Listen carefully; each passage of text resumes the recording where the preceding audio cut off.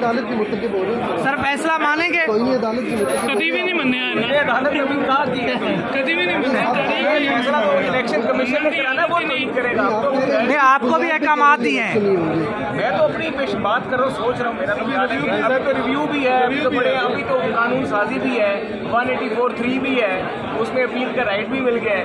तो हम तो अपना राइट इस्तेमाल करेंगे जो हमारी कानून पास किया, उसको अभी सुप्रीम कोर्ट रिव्यू करेगा। सुप्रीम कोर्ट अभी सदर ने हमारी अपील तो दायर होगी ना, तो हो सकता है हमारी अपील पहले दायर हो जाए, सदर साहब कानून पे साइन कर दें।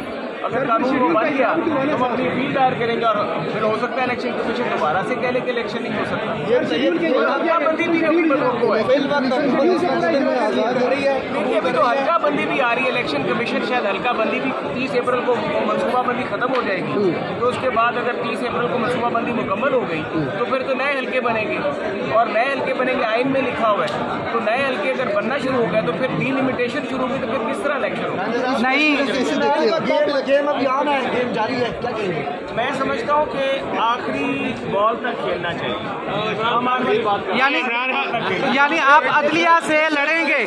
अदलिया से लड़ेंगे?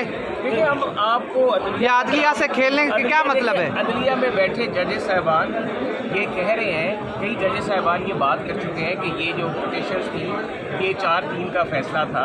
फिर काजी फाइज ईसा साहब रजिस्ट्रार साहब के हवाले से अपना ज़हन दे चुके हैं।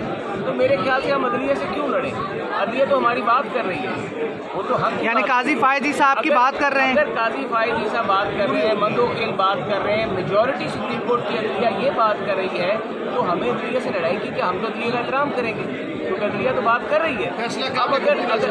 इस फैसले के ऊपर अभी हम रिव्यू डालेंगे, और हो सकता है हम रिव्यू डालें। अगर हम रिव्यू डालेंगे इसका मतलब है कि हम नहीं कबूल कर रहे हैं। Thank you sir.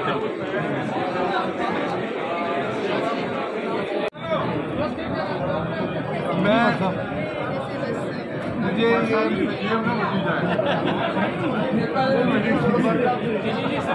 Sir Bhatt साहब, मैं 4 साल से मुल्क से बाहर हूँ। मैंने जज अरशद मलिक की वीडियो, जो एक जज अरशद मलिक कह रहा था कि मैंने मियां नवाज शरीफ को सजा दी नहीं, मुझसे सजा दिलाई गई है, तो मेरा कसूर ये था कि मैंने वो वीडियो बनाई, और उसके बाद क्या कुछ हुआ आपके सामने है। नवाज शरीफ को इंसाफ पाकिस्तान में सुप्रीम कोर्ट से, अदालतों से मिलना चाहिए। मैंने इस्लामाबाद हाई कोर्ट में दरख्वास्त भी दी हुई है। मैंने उसकी जो है वीडियो की, ऑडियो और वीडियो दोनों की फोरेंसिक करा के लंदन से पाकिस्तान भिजवा दी है। मेरे साथ पाकिस्तान एम्बेसी में क्या होता था, मैं जब जाता था वो दरवाजे बंद कर देते थे कि आप अंदर नहीं आ सकते, सिर्फ रिपोर्ट टेस्ट नहीं करते थे। अब 4 साल गुजर गए। शुक्र है कि जो लोग इमरान न्याजी को लाए, उनको पता चल गया कि इमरान न्याजी क्या है, उसने 4 साल में मुल्क की तबाही कर दी। मुझे यकीन है कि इंशाअल्लाह ताला मियां नवाज शरीफ को इंसाफ मिलेगा, मियां साहब वापस आएंगे। 2016 का पाकिस्तान इंशाअल्लाह वहीं से तरक्की शुरू होगी, लेकिन 4 साल में जो तबाही हुई उसका जिम्मेदार कौन है?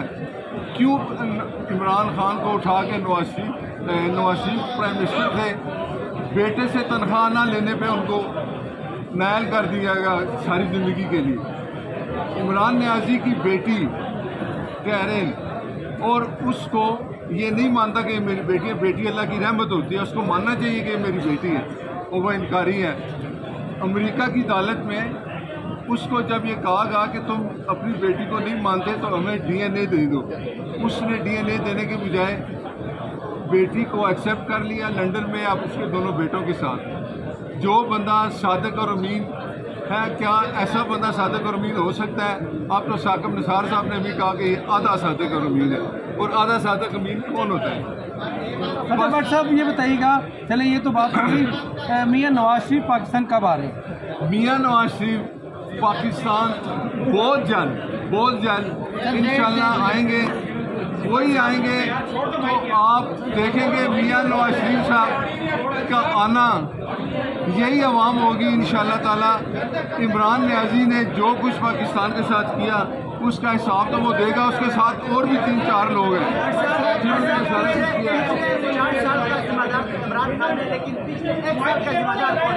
ये उसी की तबाही की चीज़ है। देखें, आप किसी बिल्डिंग को अगर उठाते हैं ना, उसके टाइम लगता है, गिराने में 1 मिनट लग जाता है, वो नीचे गिर गया। इमरान नियाजी ने इस मुल्क की तबाही कर दिया, इस डॉलर कहाँ से पहुँचा दिया।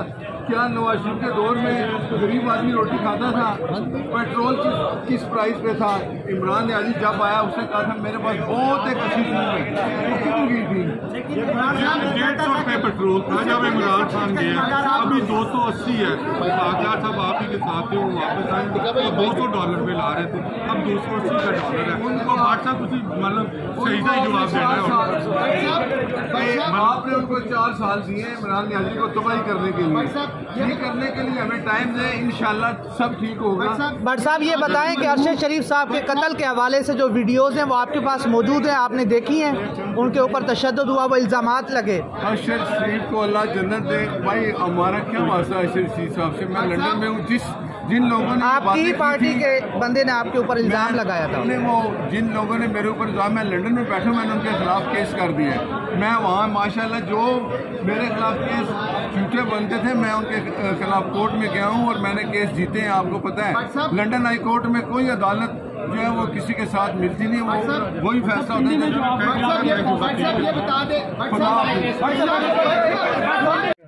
आफ्टर लंदन पहले तस्वीर में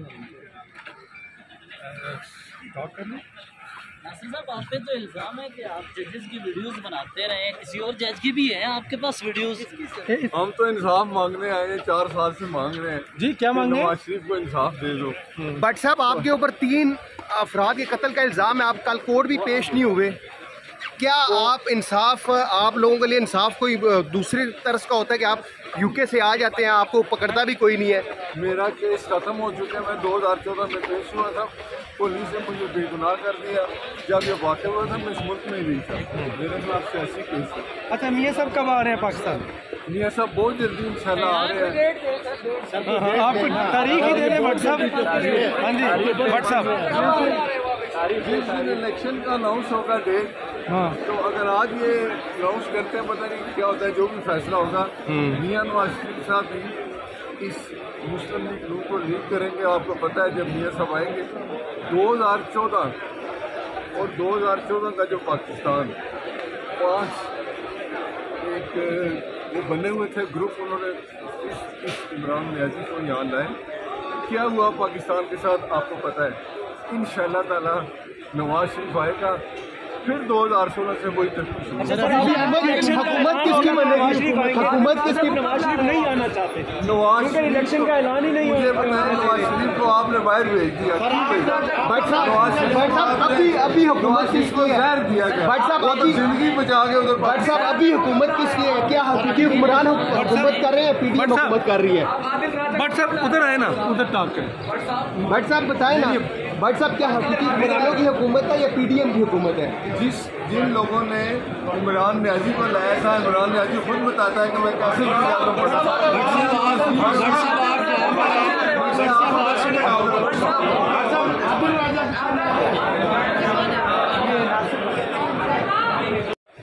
जी ये सुप्रीम कोर्ट ऑफ पाकिस्तान की इस वक्त ताज़ा तरीन सूरत हाल है जो हम आपको दिखा रहे हैं। इस वक्त यहाँ पर नामालूम अफराद कह लें या आप जो नून लीग से ताल्लुक़ रखने वाले लोग हैं वो यहाँ पर अंदर दाखिल हो चुके हैं।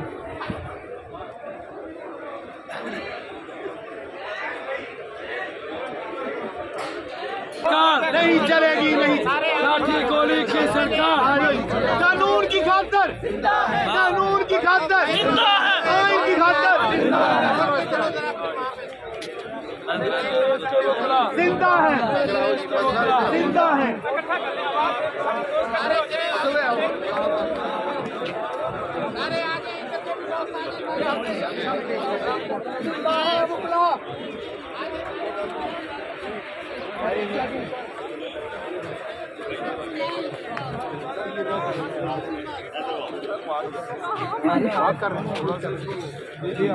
साथ ही साथ क्या तवक्को है आपको? इंशाल्लाह आइन और कानून के तहत एक जुमला सर, एक जुमला।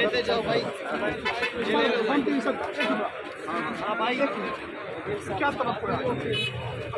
कानून और आइन इस तरह से इलेक्शन